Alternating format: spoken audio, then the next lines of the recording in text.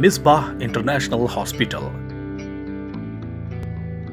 डेरा इस्माइल खान का पहला बैनुल-अक़वामी स्टैंडर्ड का अस्पताल, मुल्क भर से माहिर तरीन डॉक्टरों की 15 से ज़ायद शोबाजात की OPDs, labour room, state of the art operation theatre, nursery, fully equipped ICU, जदीद तरीन अल्ट्रासाउंड और सिटी स्कैन,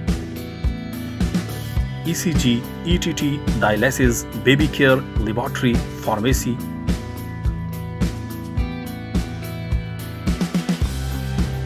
मेल और फीमेल कुशादा वार्ड्स,